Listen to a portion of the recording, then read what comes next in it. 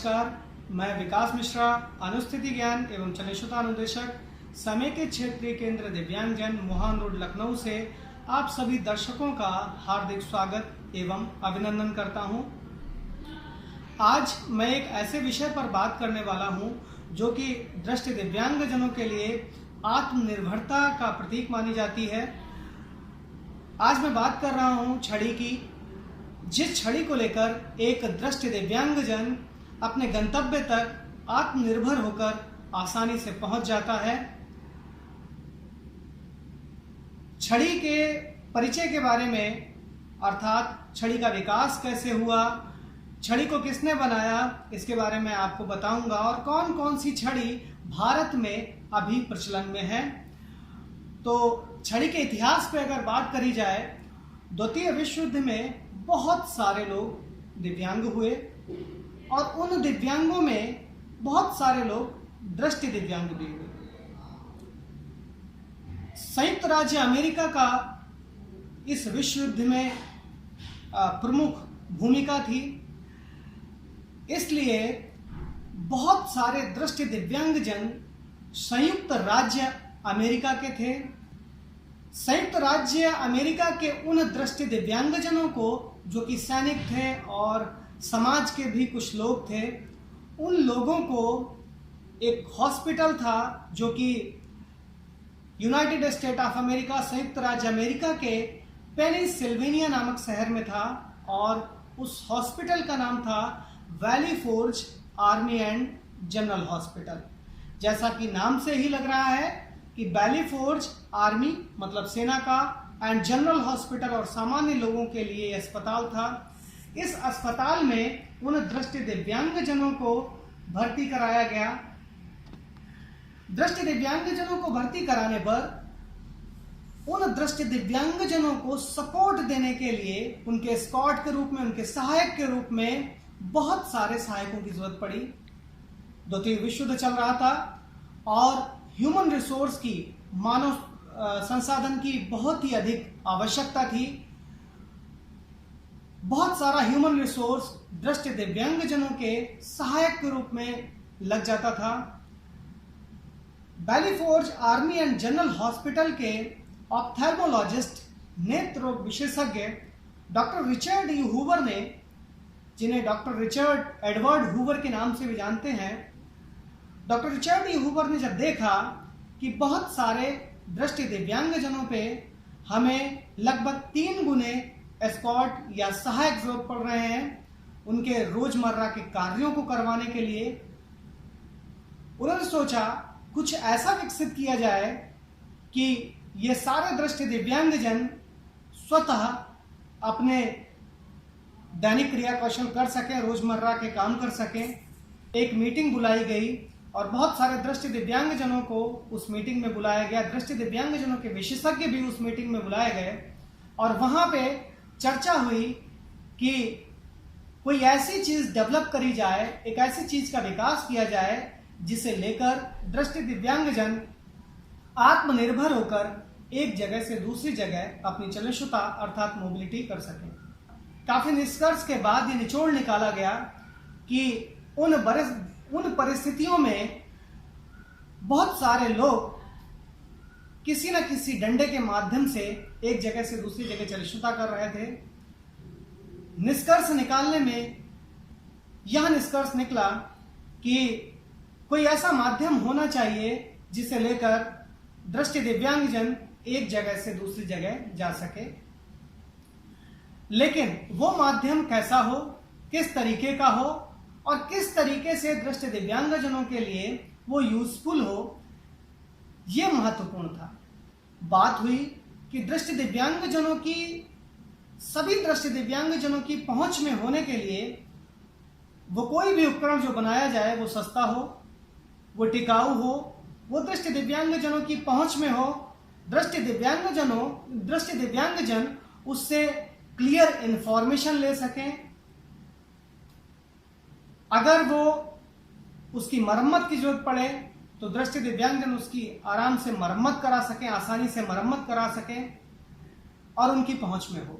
इन सभी बिंदुओं को लेते हुए अलग अलग इन्वेंशन आविष्कार शुरू हुए और अंततः एक छड़ी बनाई गई जिसको अभी हम लोग लॉन्ग केन के नाम से जानते हैं।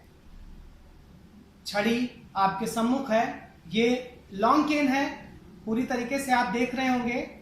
इस लॉन्ग केन के 4 हिस्से हैं। सबसे नीचे की तरफ टिप है जो कि नायलॉन का बना है और जिसका अपना रोल है। ये सबसे पहली बात है, बहुत कम घिसता है, ज्यादा कॉस्टली नहीं है और क्लियर इंफॉर्मेशन देता है। दूसरा पार्ट जो कि लंबा पार्ट है, इसको शैफ्ट बोलते हैं, खोखला एल्युमिनियम पाइप का बना होता है। सबसे पहली बात, जंगरोधी है, इसमें जंग नहीं लगता, रस्ट फ्री है। दूसरी चीज, ये कॉस्टली नहीं है। तीसरी चीज, इसकी स्ट्रेंथ बहुत है, अगर ये मुड़ जाए तो ये टूटेगा नहीं, चाहे कितनी भी बार इसको मोड़ लें टूटेगा नहीं। लो वेट है, हल्का वजन है इसका, इसलिए ये बहुत अच्छी धातु है केन बनाने के लिए। नेक्स्ट पार्ट है ग्रिप, जो कि रबर की बनाई गई, इसका भी अपना महत्व है। रबर इसलिए कि अगर कोई इलेक्ट्रिक वायर में, इलेक्ट्रिक के तार में इसका टच हो तो करंट ना आए और दृष्टिबाधित जन करंट से बच जाए। अगर ये छड़ी नीचे गिरे तो इस ग्रिप के माध्यम से ये एक स्थान से दूसरे स्थान पर छिटक के नहीं जा सकती है। साथ साथ में जून जुलाई जब एक दृष्टि दिव्यांगजन दोपहरी में काम करता है, बहुत गर्म मौसम है, तो ये पार्ट बहुत ज्यादा गर्म हो सकता है, लेकिन ग्रिप गर्म नहीं होता, इसमें ज्यादा पसीना नहीं आता, इसकी पकड़ अच्छी रहती है, इसलिए रबर का यूज किया गया। और लास्ट जो आखिरी ऊपर की तरफ जो पार्ट है जिसको टॉप बोलते हैं, बहुत सारे लोग इसको क्रुक भी बोलते हैं, तो ये टॉप और क्रुक प्लास्टिक का बनाया गया, प्लास्टिक और नायलॉन इसको मिक्स किया गया। ऊपर इसलिए लगाया गया क्योंकि नीचे से आने वाले वाइब्रेशन, टिप की तरफ से आने वाले वाइब्रेशन इस खोखले पाइप से होते हुए ऊपर की तरफ जाते हैं और क्रुक के माध्यम से उन वाइब्रेशन को रोका जा सके और वो किसी दृष्टि दिव्यांगजन को जो इस छड़ी को हाथ में लेकर चल रहा है उसको उन वाइब्रेशन के द्वारा उस वस्तु की इंफॉर्मेशन, उस बैरियर की इंफॉर्मेशन पता चल सके जो उससे टकराएगा। तो ये इन्वेंशन था डॉक्टर रिचर्ड ई हूवर का। प्रारंभ में इसको हूवर्स केन भी कहा गया। इसके बाद जो दूसरी केन आती है वो है फोल्डिंग केन, जो कि अलग अलग फोल्ड में बटी होती है। किसी में 4 फोल्ड होते हैं, किसी में 5 फोल्ड होते हैं। तो ये 4 फोल्ड की केन जो कि फोल्डिंग केन के नाम से प्रचलित है, इसको फोल्डिंग केन कहा जाता है।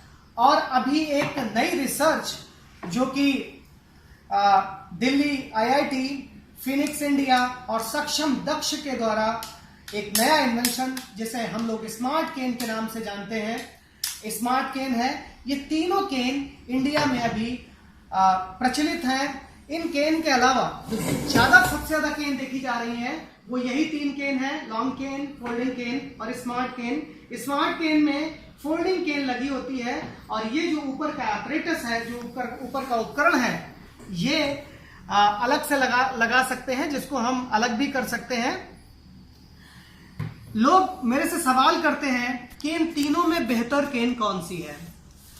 उनके सवाल के जवाब में मैं बताना चाहूंगा कि तीनों केन की उपयोगिता, जो इंपॉर्टेंस है, वो अपनी जगह पर उसकी विशेषता अलग है। जैसे कि लॉन्ग केन जब हम लोग ओरिएंटेशन मोबिलिटी का प्रशिक्षण देते हैं किसी भी दृष्टि दिव्यांग को, तो प्रारंभ में हम लोग लॉन्ग केन का प्रयोग करते हैं, क्योंकि लॉन्ग केन जो इंफॉर्मेशन देती है वो बिल्कुल क्लियर इंफॉर्मेशन देती है, हल्की है और बहुत जल्दी ये टूटती नहीं है।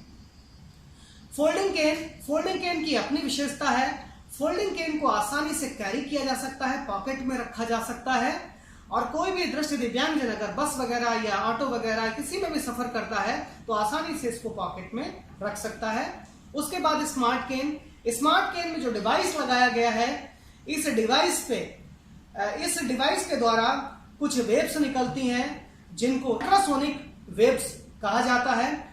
उन अल्ट्रासोनिक वेव्स के द्वारा यह केन घुटनों से लेकर और हेड हाइट तक जो भी बैरियर्स हवा में है उन बैरियर्स की पहचान वाइब्रेशन के माध्यम से करती है और हमें इन्फॉर्म करते हैं कि है कि सामने कोई बैरियर या कोई वादा है। तीनों की अपनी अलग अलग विशेषताएं हैं।